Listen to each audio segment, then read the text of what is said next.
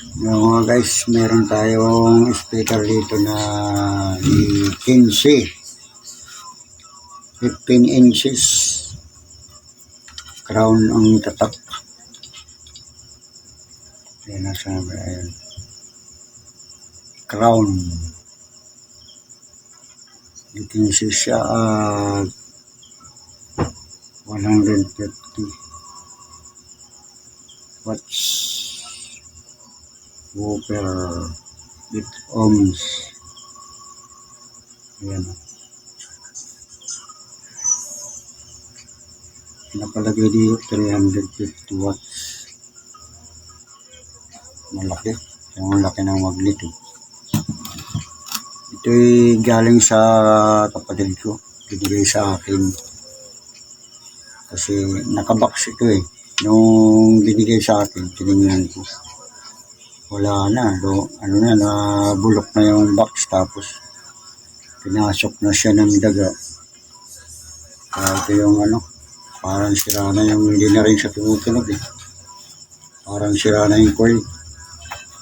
Kaya ito ang gagawin ko, babaklasin ko na ito, papalitan ng con. Palitan ng palit con na ito. Yung mga guma nito, pwede pa ito eh. Pwede pang gamitin ito. Gamit pa yan. Malutong na siya, sobrang tagal. Ilang taong kasi na hindi na ginagamit, pero nung tumutunog pa to, hindi, ilang taon lang hindi nagamit, naisipan kong hingin. Binigay sa akin, pala wala na, hindi na talaga tumutunog. Pinasok na rin ng daga eh. Pinasok na ng daga sa loob ng box. Minatnat na yung mga wire. At ito minatnat na rin eh. Sira-sira na. Kaya ang solusyon ito, palit coil. Tatanggalin natin itong guma nito. Ito yung kasi ito pang 80. Buti nga, di ngat-ngat lahat. Kulang na nga dito eh. Meron na siyang kulang. Isang putol yata ang kulang. Lumutong na siya eh. Wala na yung dikit eh. Titingnan ko pa nga kung buo yung coil. Kasi ayaw na eh. Wala na reaction yung coil eh.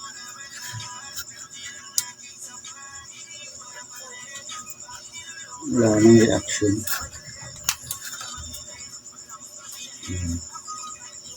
Kailangan dahan-dahan lang ang tanggal ito kasi sisira sayang. Pwede pa ito eh. Kung naputo yung isang ganito, wala na, ito na lang retira. Saka ito, sinanggal ko na rin ito, hindi lang.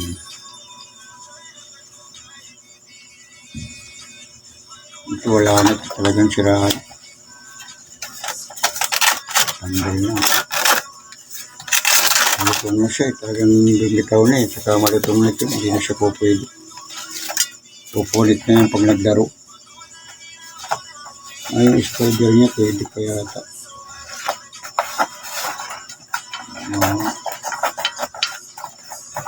Hindi ko alam kung siro na ito pwede. Parang wala nang reaction. Wala na siyang reaction.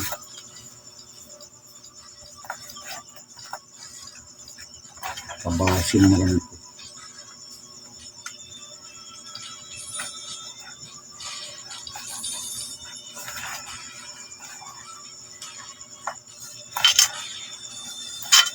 Sana buo pa yung coil para magandahon naman yung bibili. Wala na, papalitan na talaga ito. Papil pa kasi ito. Yung parang karton pa siya. Ngayon kasi na eh. May kasama na siyang guma ngayon eh. Kaya iba na ang mga speaker na. Ang gagawin ko, lilinisin ko ito baka sakali. Makapunta tayo ng raon. Mas mura kasi dun sa raon ko eh. Pwede naman din umorder sa online, kaya lang mas maganda yung personal na bibili ka talaga kasi makikita mo talaga yung kung anong itsura.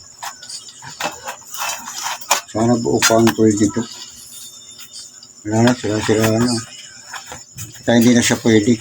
Pwede pa sana ng referento.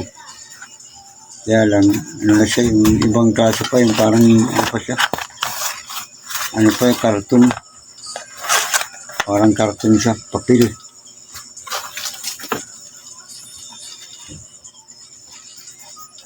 Parang salad.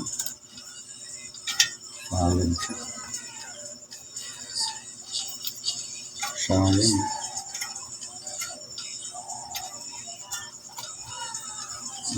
Kuya dito yun. Ito yung ano, winding. Ito yung wire na nakalabas. Ayun, nakaputol. Putol na nga siguro ito.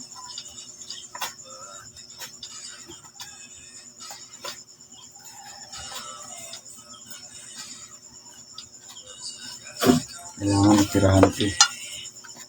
Laki ito, dilusi. Ay, hindi 15 pala ito. Malutong kasi yung ginamit na ano eh. Malutong yung ginamit na pandikit. Hindi siya rubber. Siguro mga nung araw pa yung epoxy. Yung kasi ginagamit niyan yung epoxy clear. Lilinisin ko lang ito at parang nakaready na pagkakataon mo mayroon tayong bagyo. Gagawa natin ng konto. Yung spider parang pwede pa eh. Pwede pa itong ito eh, gitna oh. Pwede pa yata ito eh. Ito yung may parang ano, makunat ito eh. Parang may ano siya, sinulid. Ayan. Parang pwede pa ito. Para makatipid.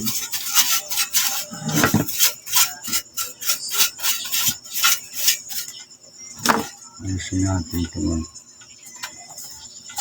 Kailangan na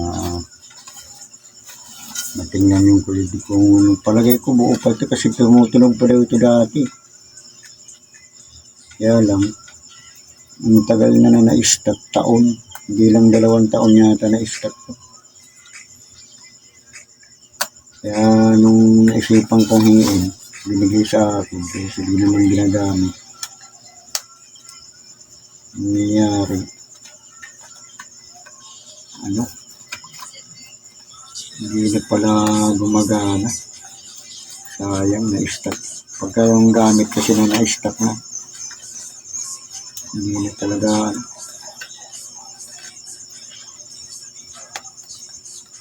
tigas pala ito. Tigas yung ano, dikit. Tigas yung dikit. Dapat pala ito ano, yung kailangan lagyan ng ano, pang removal. Lagyan natin ng ano, lacquer thinner.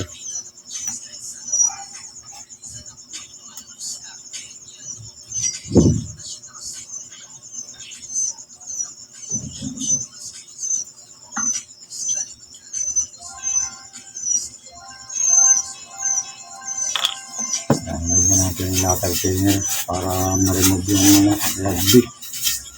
Rugby lang ang mga dikit ito eh.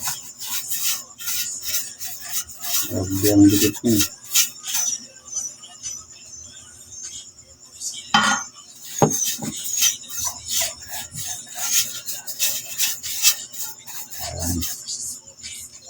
Tanggalin natin yung ano, spider. Sana mabuo pa ito. Mas mahal kasi pag bibili ka ng ano, yung buo. Ang ano ito kasi mas maganda yung ganito na lang bibili mo. Yung mga phone na lang ang bibili. Kaya pagka ano, ano natin ito. Bubuuhin natin.